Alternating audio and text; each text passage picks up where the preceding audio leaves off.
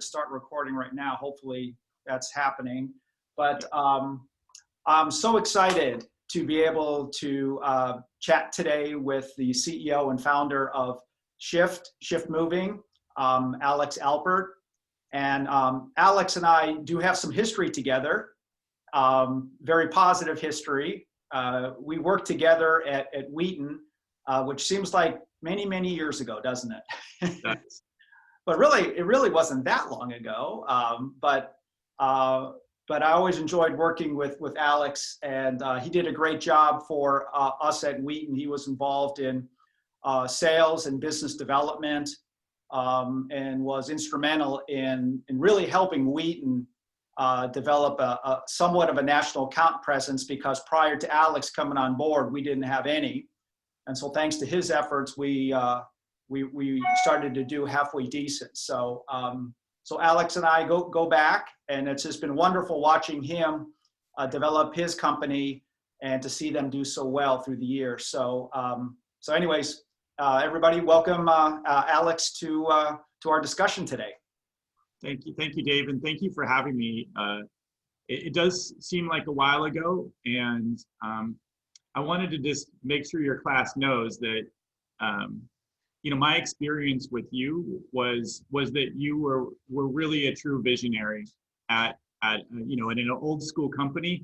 But really, one of the things I always remember about working with you is that you might not like the answer that Dave gives you, and you might not even believe him. But 6 months, a year from now, you know, somehow you had the ability to really make decisions that turned out and proved me wrong many times.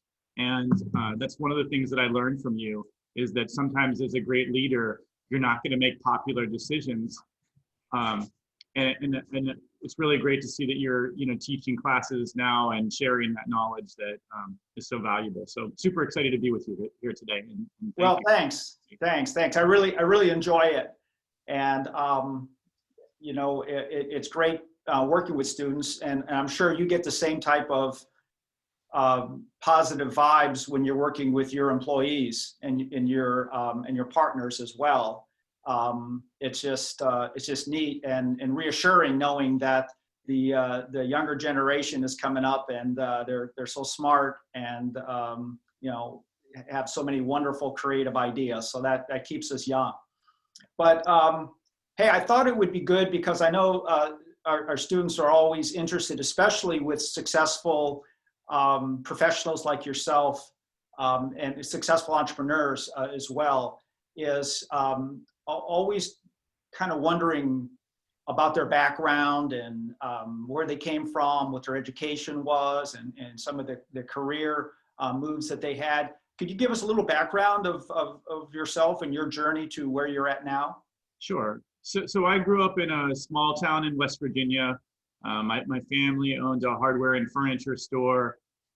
So I grew up, you know, sweeping out warehouses and driving trucks and moving stuff with my uncle and my dad. And I wanted to get out of there as soon as I possibly could. So I landed in NYU. And my first summer there, I took a job working at a moving company in the Bronx. And before you know it, I was driving trucks all over the Eastern Seaboard, and decided that you know, I could start a moving company. It didn't take me very long to think that, you know, I could do that. And I dropped out of school. I started a moving company in my 20s. I got into international freight forwarding. I managed to sell that business. And then I thought, you know, I wanted to have a large company experience. So I went to work at Wheaton. And I spent about 5 years at Wheaton. During that period of time, we acquired Beacons. And it was very exciting to see that acquisition. And you know, we onboarded 130 movers, I believe, onto a new technology platform. And it was pretty seamless. And then at the end of that experience, what I saw was that there was still a lot of manual processes. There is a lot of paper. It was the customer experience, you know, wasn't great, wasn't technology driven. And so I started to develop a hypothesis that said, Well, you know what's funny is we would have these sales conferences at Wheaton, and all the agents would come together, and we'd talk about, how to sell moving and to get into the home. And part of what I started to realize is that people didn't want us in their home, and it was really difficult to take all this information from all these various people and try to get any consistency among it, from it.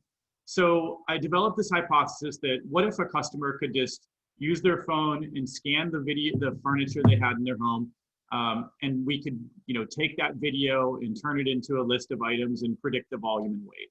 And so that's exactly what we did. In 2015, we built essentially this video estimation software. And by 2016, we had it working on Android and iOS, and we started packaging it and selling it to moving companies.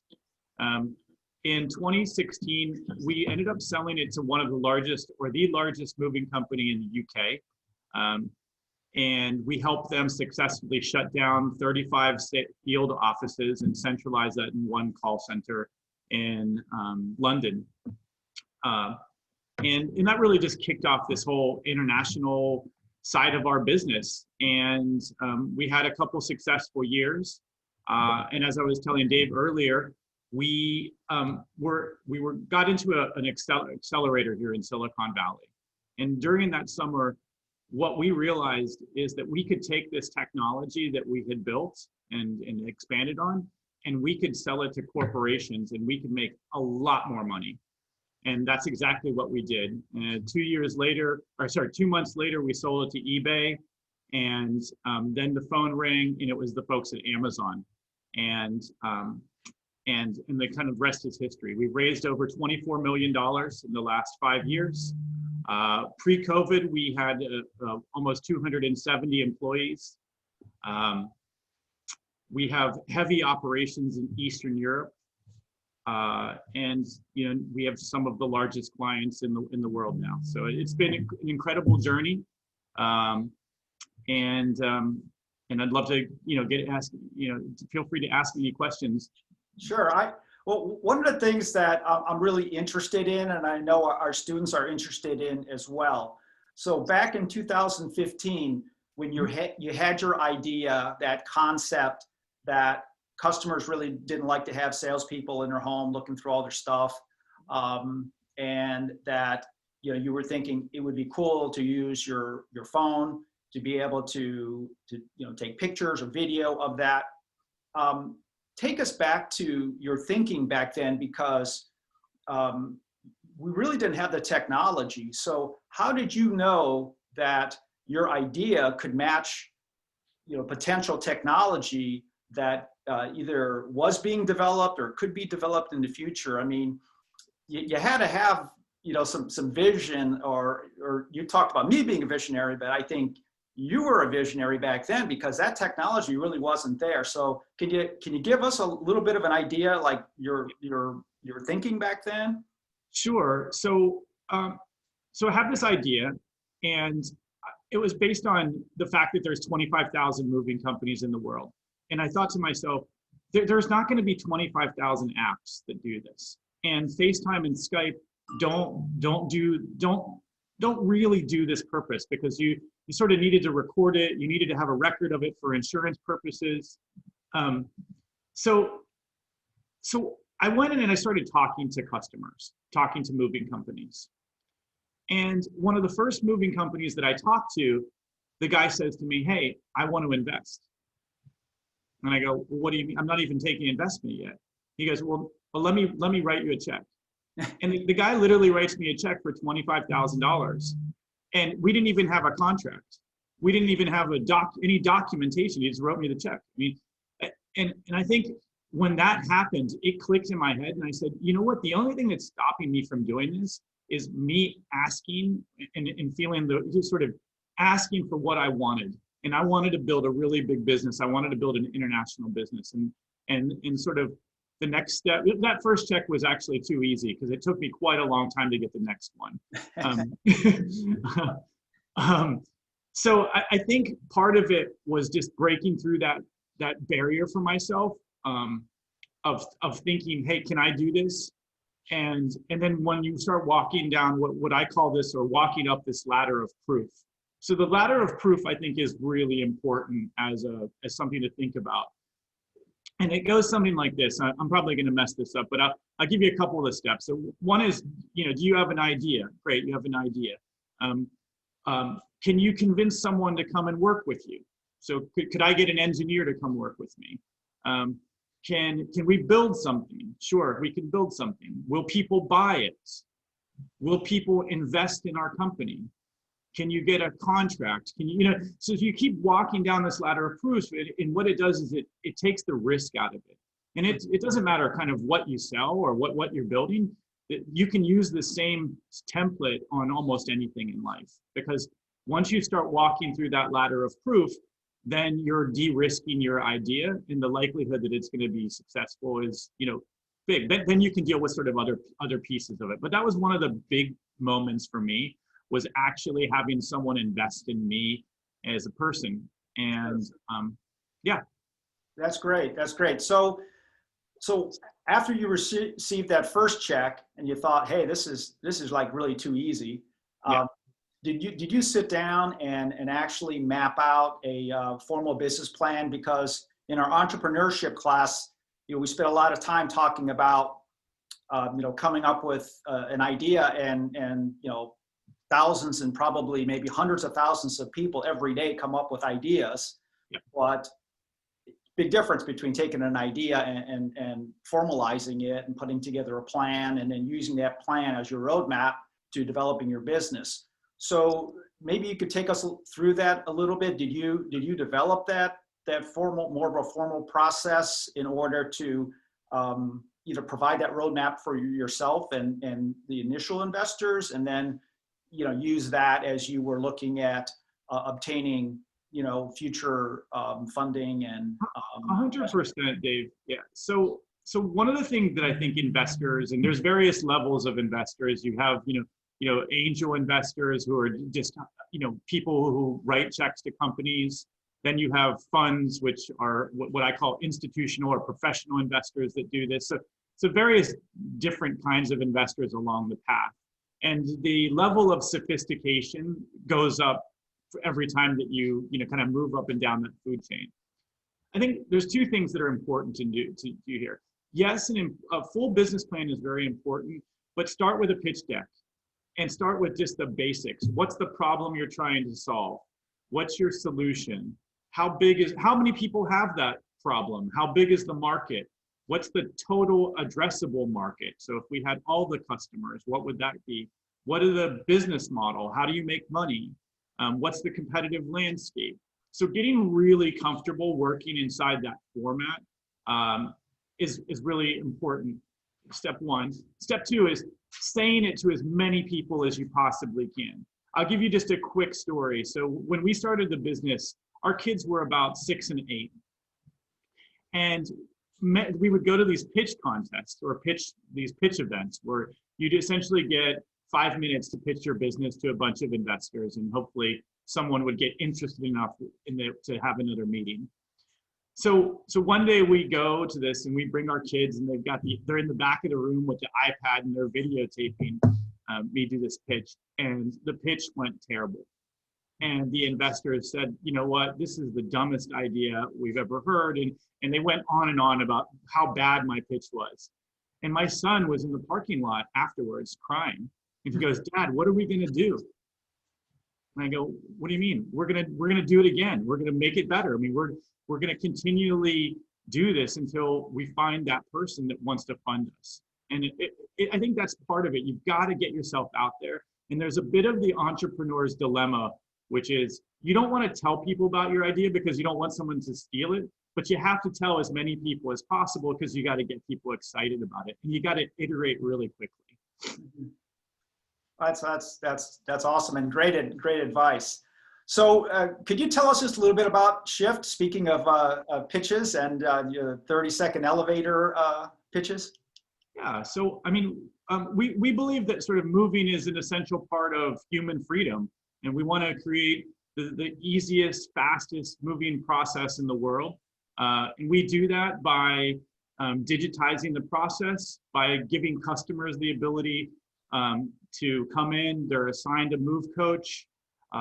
They do what's called a needs assessment, and then we match them with housing, moving, and lifestyle services.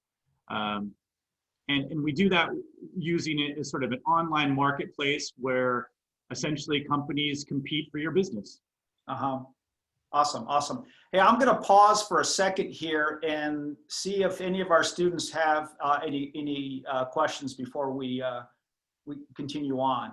So if you guys want to unmute yourself and ask Alex a question or type in a question, feel free to do that right now. Don't be shy. Yeah, so I got a question. Alex, whenever you were starting your company, what do you think the main factor in it taking off was? So it didn't take off immediately, David. It just didn't.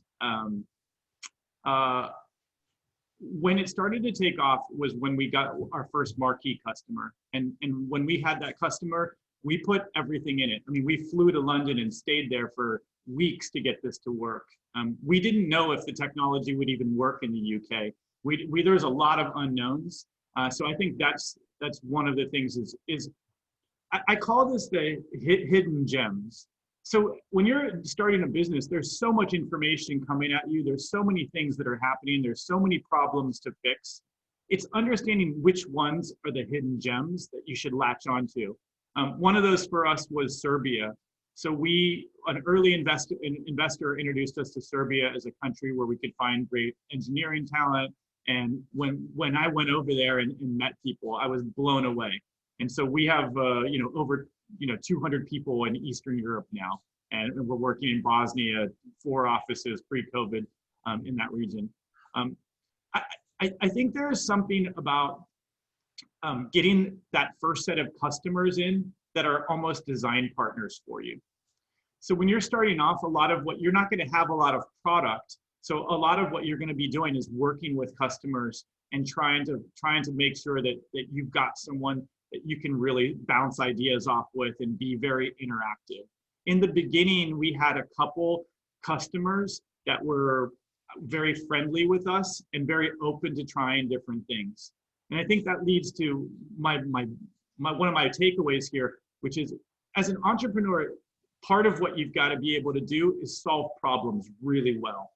The entire journey is about how well you can solve problems. And so having a really good structure for how you do that with, I use a 4-part solution, which is sensing, seeking, solving, and starting. So I'm sensing there's a problem. I'm going to seek some information. I'm going to do some discovery work. Then once I've done my discovery work, then I move into solution. Now I'm going to build solutions.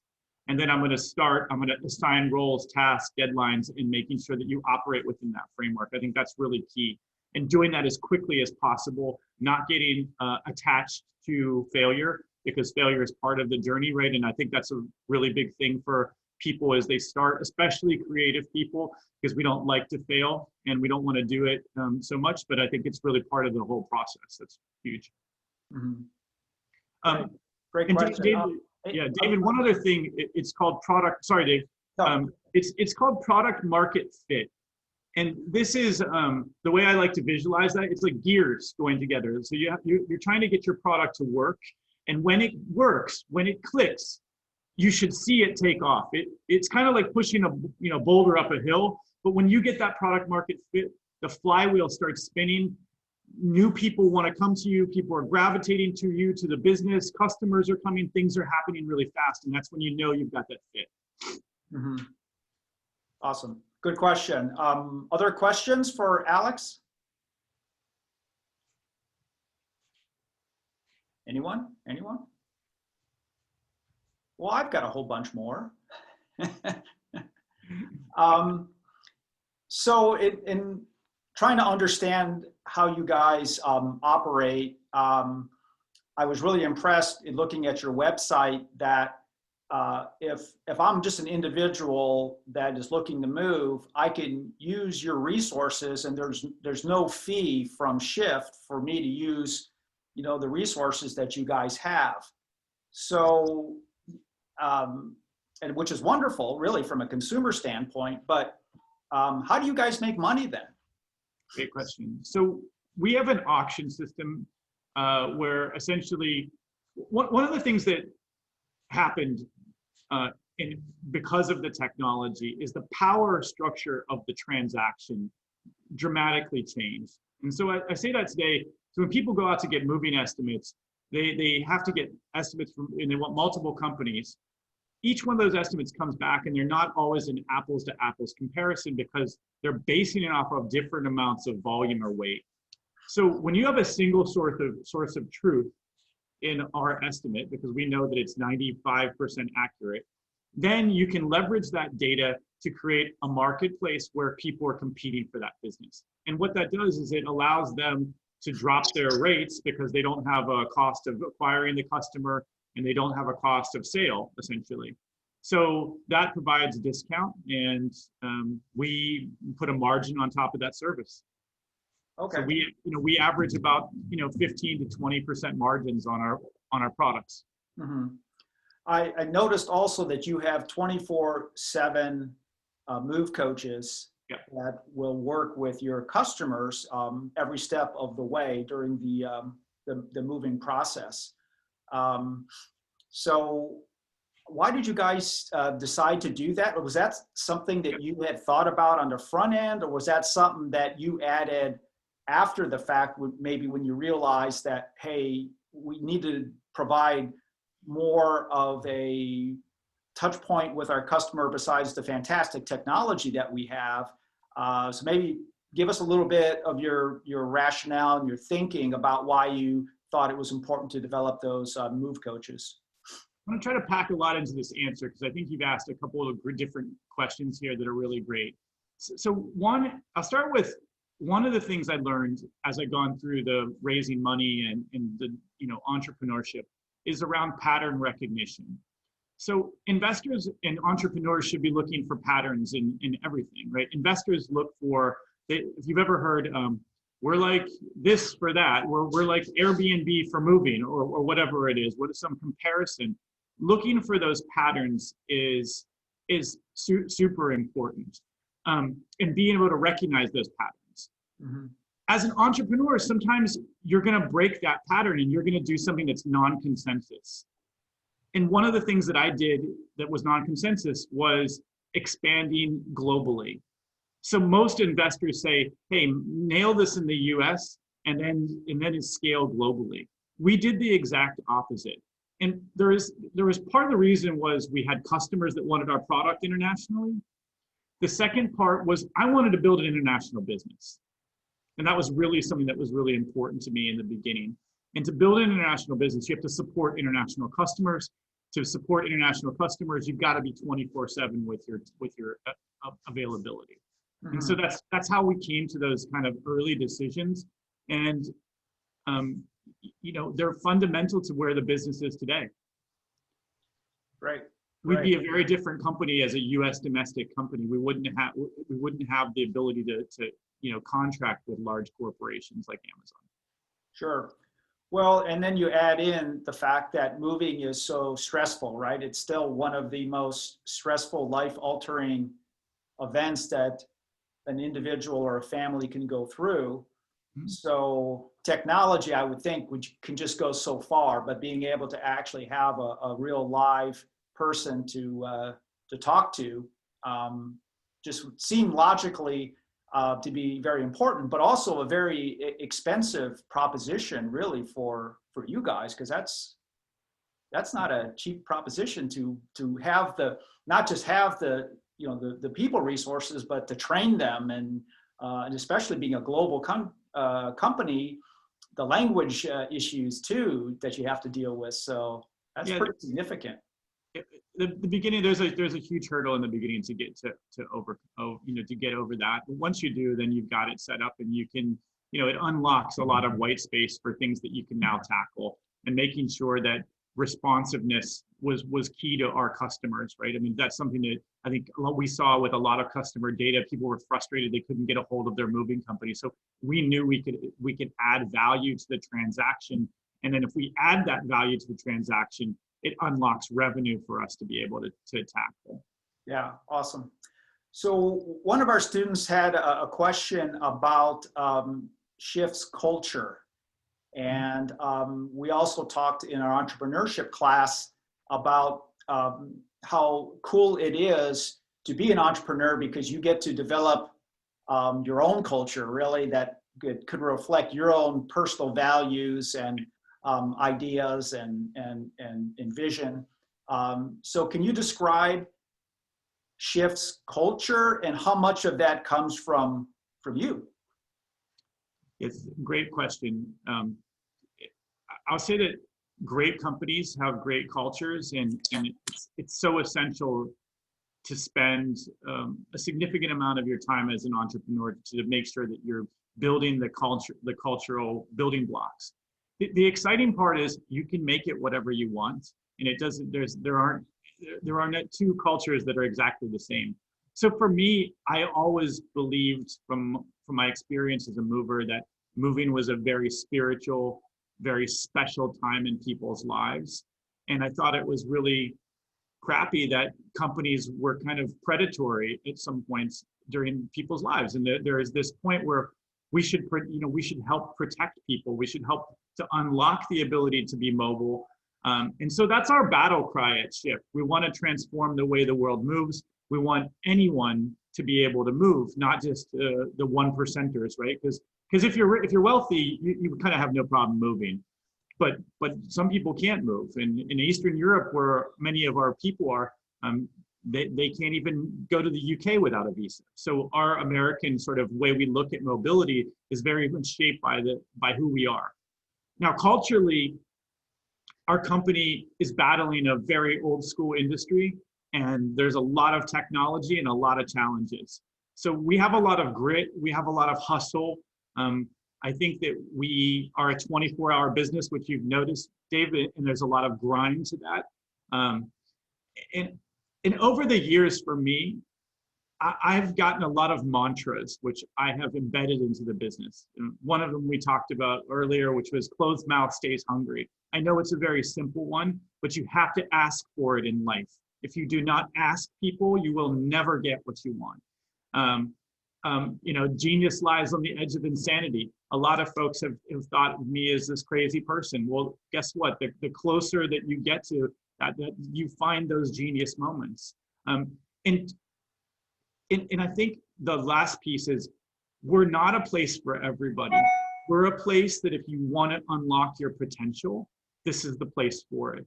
And everyone that's here is here for a reason. So a lot of what I try to get in the interview process is helping people to find what their why is. Why are they going to do this? Why are they going to make these sacrifices?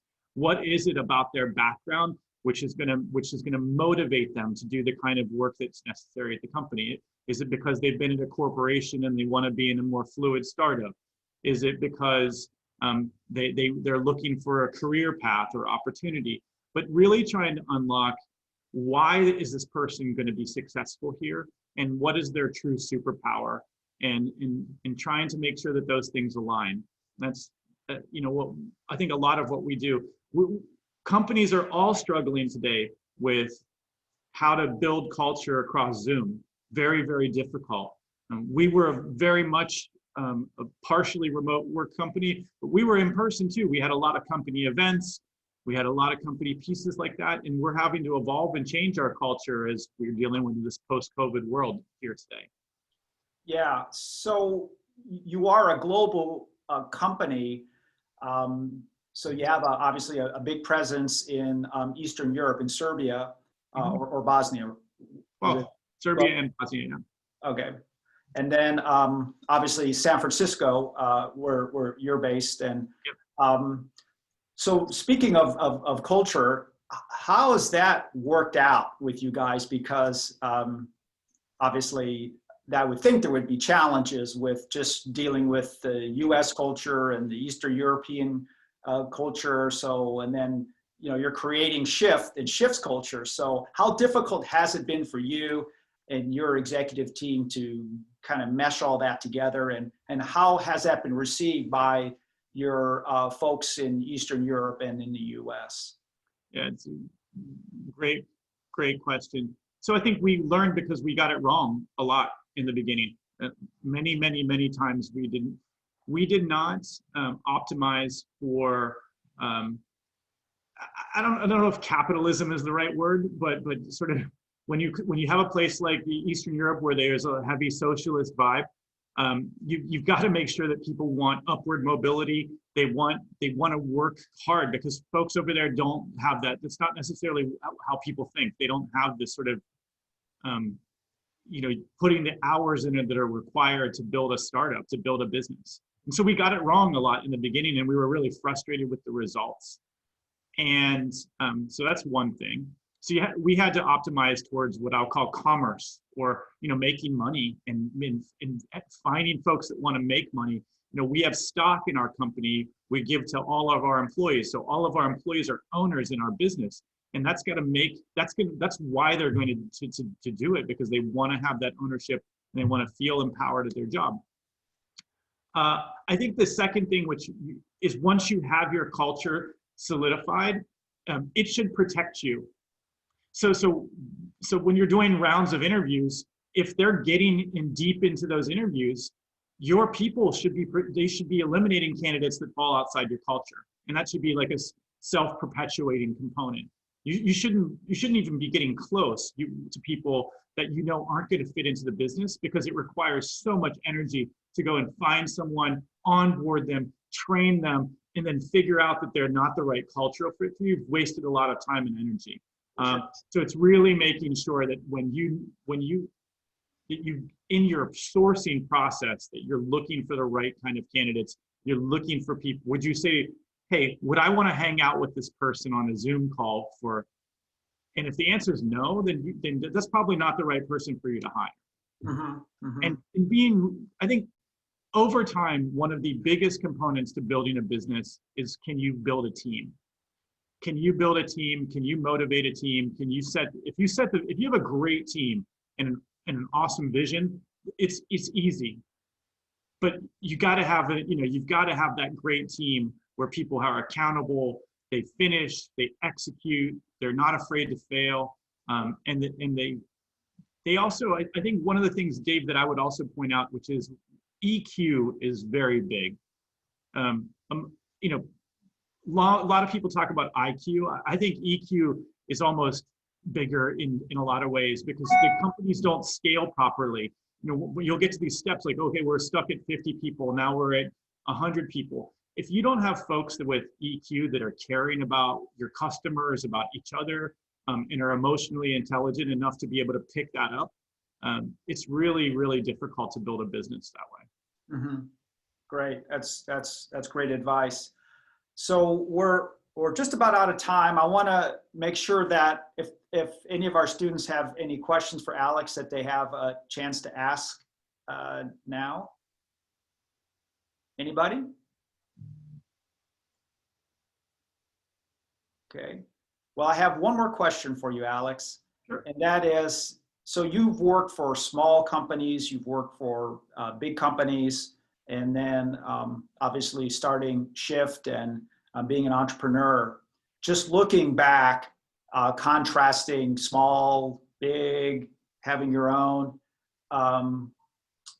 what's the best part about where you're at now, and I guess in being an entrepreneur as compared to working for somebody? Because, and I guess the reason I'm asking that question is, and this is very encouraging, that so many of our students have an interest in being an entrepreneur.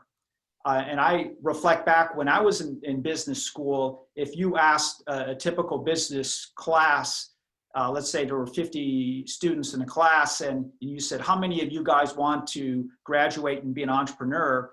I doubt if 2 or 3 people would raise their hand. And today, out of 14 in our entrepreneurship class, but I've taught it a few times, I'd say a good 50%, probably 50, 60% really want to, give it a shot. So I thought it would be good to get your perspective, because you've been on both sides. You've been in the corporate world and you've been an entrepreneur. Maybe talk to why you enjoy being an entrepreneur. Sure. So I think in the beginning of your career, get as much experience as you can. Work in small companies. There's lots to pick up there. Work in large companies and just get an overall being a generalist, I think is really great, because then you can figure out where you want to be. Being an entrepreneur certainly isn't for everyone. There's an incredible amount of sacrifices that have to be made in order to build something you don't always have to build something that's going to change the world, but even if you change, your town or something smaller, I think that's just as important. The key to what drives me and what's driven me to where I am is people. Man, from the first person that invested to the folks that I have that surround me now, there has been just the level of people that I'm around and that are shaping how I see myself and what I think is possible. Right? This idea of the art of possible, it doesn't come from everyone. It comes from putting yourself around people that actually have done it, that believe in you as a person and believe that you can fundamentally do something. It's incredibly rewarding when someone invests in you, because what they're really saying is they're saying, I believe in you. And that's the part of this journey which makes how you get through the difficult times and what's so rewarding about it is I've got hundreds of, if not thousands of people around me today that all believe in the mission and the vision. They believe in our values. They know why we're doing it, and they want to see us win. And that is the most rewarding component for me. Wow, that's awesome. That is really neat and pretty exciting too, right? Because the future, even though we're obviously in the midst of a pandemic, and I'm sure that's impacted your business like it's impacted everybody, but pretty cool to think about the future and where you guys are going to be down the road. Yeah, thank you, Dave. One of the things I just would leave as a parting remark with you and your students here is that you don't have to do everything all at once. So I've over the last couple of years, I've held the CFO role in the company. I currently am the Chief Technology Officer in the business. I've definitely done my fair share of sales and business development. And as I expanded in the company, I had to expand as an individual. And that doesn't happen overnight, but it's possible. It really is possible. If you surround yourself with great advisors, with people that you can learn from, you actually can learn all these different skills. I never would have thought I'd be a CFO in my life. I never thought I'd be a Chief Technology Officer. So there's this thing in the entrepreneur's journey known as Imposter Syndrome. And it's real. Like sometimes we don't believe that we can do these things or that there's other smarter people out there. Mm-hmm. And it's totally normal to feel that way. It is completely normal. I mean, I felt like this for a long part of my journey. And so as you're going through it, you don't have to be everything, but just remember if you care about what you're doing, if you really, really care about solving that problem and creating a solution, mm-hmm. just double down on that, because that's going to take you, to the next stage. And when you get to the next stage, you're going to get stuck and you're going to not know what to do, but you're going to figure it out. And then you're going to figure it out. And hopefully that never stops for me. Yeah. And hopefully it never stops for all of you, because we need more entrepreneurs in the world. We have a lot of problems in this world to solve, and they're not going to solve themselves. So get out there. And if you have a really good business idea, hit me up and let me see if I can write you a check. No, that's great. That's great. Last chance. Does anybody have any questions for Alex?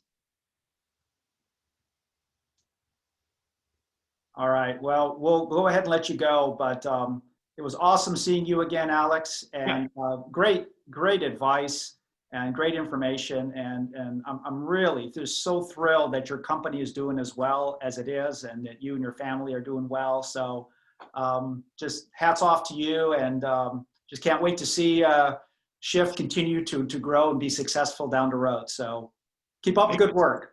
Thank you so much, Dave. It's really nice being here with all of you. I'm also going to share a couple materials with you that might be worthwhile for the class as well, Dave. So Anything. yeah, That's awesome. thanks a for taking lot. the time. All right. Take care.